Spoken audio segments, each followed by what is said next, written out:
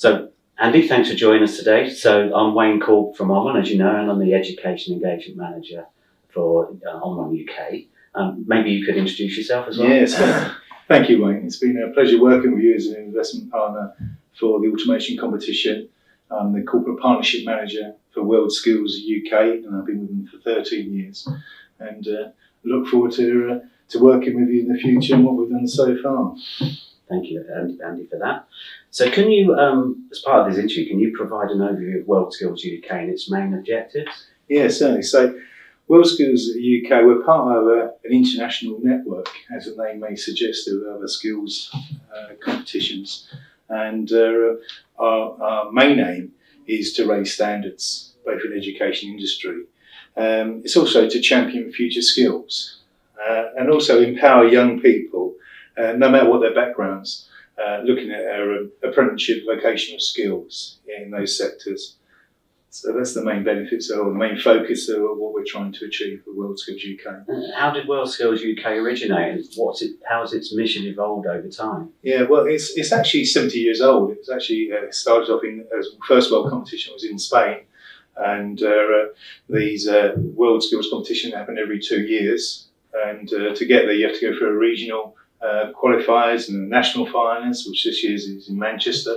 And then you have these international competitions, which is a bit like the Olympics, but it's the Skills Olympics. Mm-hmm. And we launched the WorldSkills UK national events back in 2012 to make a much bigger thing, bringing government, industry and education together to put a focus on the skills competitions.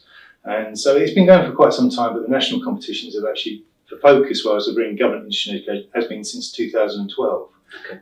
From that time. So it's got quite a long history, and from that it's developed was inspiring young people, but now what we've also doing is developing standards and benchmarking ourselves regionally, nationally, international, and bringing that learning back into UK PLC and see what we can do with that. Now getting into developing and train the trainers through our Centre of Excellence development. So we've pivoted quite a bit and changed quite a bit and had a lot of value over those years. We was just the competitions, now we learned an awful lot from those competitions. And WorldSkills UK now offering an awful lot more than just developing competitions, but learning from those and raising the standards, which has been really important. Okay.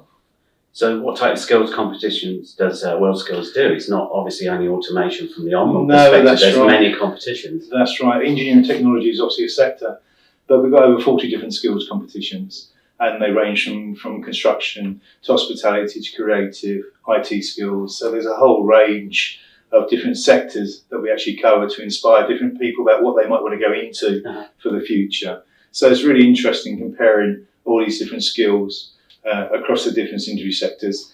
But our relationship with OMRON started when we launched the automation competition in the engineering and technology sector. Which has been really exciting. We couldn't have done it without the support from OMRON, from the industry. We need to have input from education and from industry to launch that, which leads on to the Mechatronics competition, which has enabled us all then to go on to launch the Industry 4.0 competition as well, because we see we're looking at the pipeline for future skills as well. So we're looking at that as a next step, which has been going 2 years. So it's from the partnership, you need that kind of input from education industry. But it's not just engineering technology, but STEM is a massive important part, obviously, of what we're looking at for future skills. Yeah. So the automation competition really is the foundation of those two other competitions in Industry 4 and Mechatronics. Very much so. Mehmet from Middlesex University was actually launching his idea as Mechatronics. We felt the intro to that was too high. So automation was the first step into it to get more people from universities, from colleges, from industry, and input into that sector, into that particular competition with the automation. Then to Mechatronics, and then that's a step onto what Industry 4.0 will bring us. So it's a nice pathway through those different skills. Yeah. So how are the competitions structured and what age groups are you targeting? Well, there's no age limit when you go into the national finals. You have a pre-selection, an online pre-selection, first of all, and then it goes to a qualifier, and then you get through the qualifiers, go to a national finals. And then after the national finals, if you're lucky enough to be selected for Team UK, you'll go and represent your country and compete. It's in Lyon this year in September. You're going to represent your country to do that. But some organisations and some countries, in fact, because we're UK-wide, as the name suggests, Wales are doing their own competition even before pre-selection, and so is Scotland, so Northern Ireland. So it's really important, and we have a team now called the Standards Team that's encouraging people to do their own competitions, and we can help do the templates and put competitions together, because we think by doing competitions, you're benchmarking yourselves regionally, nationally, and even internationally, which is really strong information to gather and really good for education and for industry.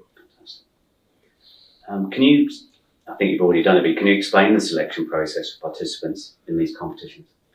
Yeah, so the selection is done from people from inside industry or from education, either from colleges or from universities. And so we get people coming through from those areas. So they would do an online test, first of all, to see if it's the right, they can see the brief and they can do an online test to see if they're the right level to get into the regionals. And as you go through regional, national to international, the standard would get higher and higher and higher. To eventually, if you go and compete internationally, you'd have 18 months cycle of additional training on top of your normal training to get you to the standard to compete internationally. And that's provided by WorldSkills UK? Yes, you'd actually run alongside a training manager, so they wouldn't just look at the skill, they'd also look at the mindset and also, you know, the training involved, both the physically and the dietary and things like that. So it's like an Olympian on top of the skill training to make sure you're top of your level and you've got the right mindset. When you go and compete in megatronics, you've got the right mindset to actually do that. Yeah. So how do WorldSkills UK programmes benefit young people in terms of skill development, which you touched on there, and career readiness? Yeah, well, I mean, you can see the change in these young people when they first coming into the regionals to when they finally get to the nationals to international. Their confidence, they're growing. There's great examples of doing really well inside businesses, starting to be managers in their business, starting to launch their own business and bringing a lot of information back. So you see confidence and their skill set grow immensely. There's also records showing that people that go through these national competitions and they will get much higher paid salaries and much better positions than they would have done if they hadn't competed. So we've got some stats on that as well. Fantastic. Can you share a success story maybe of young individuals who have participated in WorldSkills UK and how it has impacted their careers? Yeah, certainly. So I'll give you Toyota Manufacturing as an example. They actually come and started competing in the megatronics competition. In fact, they might have started in the automation competition actually, and then they went to the megatronics. And if you went to Toyota Manufacturing Derby, you actually see WorldSkills module actually in the training program. Well, they've gone on through regional, national, they've represented their country in megatronics eventually, and they've even gotten to BBC Breakfast with Steph McGovern at the time, promoting the competition in WorldSkills and their impact they actually had there. So real celebrity then? Very much so, and one of them actually now is a training manager at Toyota Manufacturing, so now they're training, inspiring other young people to come through in the future. So they've actually got a good career in the training centre itself. So they're fantastic. There's hundreds of examples of how people have grown through being involved, through their confidence and through the skill set that they actually get through competing and the extra training they get. So how does WorldSkills UK collaborate with educational institutions and industry partners? Well, I think they've got something like 75% coverage of FE colleges actually, but universities are covering an awful lot now into it as well because we're going to hire apprenticeships. So we've got very large come through the competitions. You know, they're involved very much in putting the competitors into the competitions, both from colleges and from the university side of things. So, and we've also got something called the Centre of Excellence now, where we're going out and training the trainers with our training managers. And there's over 100 members of the Centre of Excellence where we're going out and doing CP training free of charge. Wow. So what role do companies like OMRON play in supporting WorldSkills UK initiatives? Well, we wouldn't have been able to launch the automation competition without OMRON actually. Right from the beginning, as I said, Mehmet from Middlesex University said that the megatronics was too high, we needed an intro. So when we talked about launching the automation as a step into that competition, OMRON was very much a part as an investment partner to come and see that, because they see the need to bring more people into engineering and to showcase that more. And by having the automation competition and going out to education, to schools, a lot more, that would heighten the profile of that. And coming with the expertise of the equipment and the research and development is needed to make sure it's right for purpose, or it needs industry involved in that to make sure that it's the right level. You need education and industry working together to make sure it's the right level.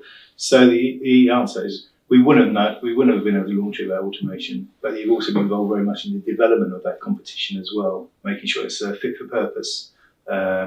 So yeah, and it's been a great partnership, going out and promoting it as well to your STEM and to your schools and to your industry, that you're part of Gambica, and promoting it to other industry members as well. It's about showing the different skills that are out there and the availability that are out there, to young people, to bring them on, and to raise standards by benchmarking ourselves regionally, nationally and internationally. You're actually benchmarking and gathering that information is really strong to raise standards. So what strategies do WorldSkills UK employ to promote the value of vocational skills among young people and their parents? Yeah, sure. So it's very important. A large part of this is to inspire the next generation. We have this thing, so you can't be it if you can't see it. So we do a lot of career events, and our champions who have competed have gone in and actually increased to hundreds of thousands of people going out across these different career events through the year, and then showcasing with our partners what careers they could have. Also our learning lab. So we also have a learning lab, but you can go on there as a careers advice, and also looks at the competitions and the briefs of the various different competitions, where you can look at that 7 days a week, 365 days a year, 24 hours a day. So obviously you need to back that up. But so we do it physically, face to face, through careers events, and online. You can gather information on that as well. But it's a large part of us using the competition and using the champions and the competitors and showcasing them to inspire other young people to become good future engineers. Okay. How does participation in WorldSkills UK prepare young people for global competitions? Well, it's quite a journey actually. They're from the very regional event they might win, but you have to be the top 10. So even if you're in your regional, you might not be going forward. You have to be in the top 10 of those of the UK to go and compete nationally. Yeah. Then once you're nationally, the standard will be higher in your field that you've gone into. There'll be an added complication of the competition. If you're successful at that, then you'll actually go into a squad of teaming, and then that squad will be trained. There might be 3 of you in the same skill. Then you get selected from the squad to Team UK. Then the 18 months of training, additional training, going with a training manager, working on a particular test pieces, going pressure testing around the world, looking at the mindset of you when you're actually competing. Can you be exactly the best you possibly can be, like an Olympian? But instead of running and rowing, they're actually doing automation or doing mechatronics and what they're doing for the future.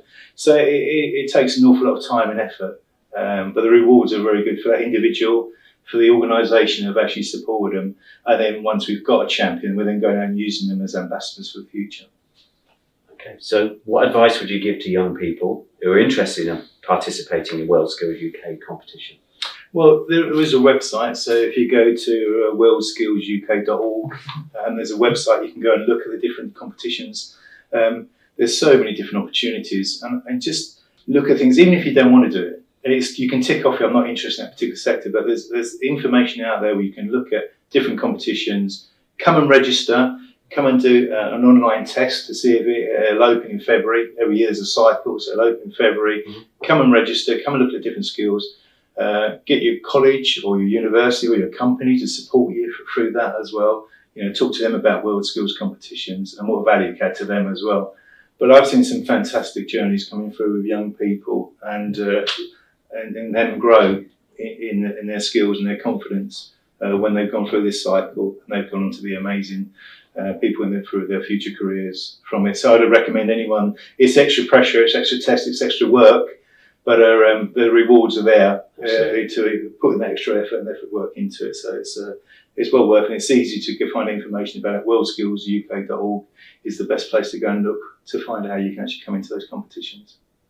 Andy, thanks for your time today. Thank you very much for your support. Very much appreciated. Cheers, thank you.